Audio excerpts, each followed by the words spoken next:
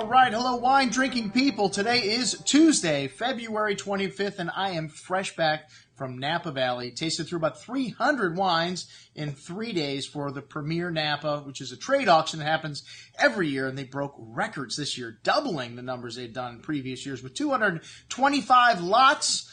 They came up with about $6 million, $5.8 million, an average price of over $200 a bottle. And hey, there was mostly Cabernet, all right? Napa Valley is a Cabernet party, but there was some people that put a lot in of Sauvignon Blanc. There was even a few Chardonnays and some Merlots and Cabernet Francs, and I think one Malbec. But one thing is for certain, man. The prices on Napa Valley wines have skyrocketed over the last couple of years. So it's always great when we can bring you, our wine-drinking people, outstanding value from Napa, like these Trinchero wines, and we have been touting these wines since their initial release in 2007, and this was the 2012 Premier Napa from them was outstanding, and I have to say, you know, maybe not the best wine that I had from 2012, because 2012 is a killer vintage in Napa, and Pritchard Hill being, I think, the best spot in 2012. These guys don't have any wine from up there, but there's no $30 wine up on Pritchard Hill, man. Everything's $200-$300 and up today. Well, a few things in the $150 price range, but I'll tell you, in $30 to $50, you're going to see a lot of stuff jumping up, like these small production single vineyard wines. The Trinchero family made their money on White Zinfandel. Sutter Home was a brand, and hey, man, White Zinfandel was good, well, because it provided the luxury of having now these old vine Zinfandels that we had. They would have ripped up all that Zinfandel because red Zinfandel wasn't that popular in the 70s, if you like red Zinfandel.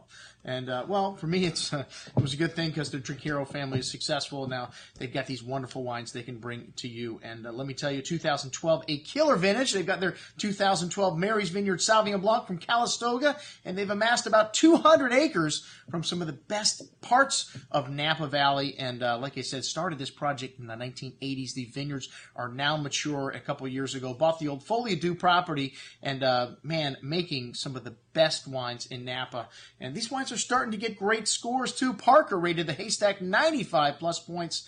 You don't see many $50, $60 getting that 95 point score. And hey, you can't drink points, but you can drink these wines. And these 2010s are outstanding. A great vintage in Napa. A little bit on the cool side, so the 2010s need a little time. Like the Central Park West, which is from St. Helena, and this is the best value in the lineup at $36 and change. And so I got 93 points from Parker. Again, you know, you can't drink points, but, you know, at usually you're going to pay like $10 per point, and in this case, it's just $3 a point. Anyways, a great little wine nonetheless. If you open it up, these 2010s need a little time to breathe. They're better after they're open the second day. There's still a few 2009s out there. They make one of the best single varietal Petite Verdots that I've ever had.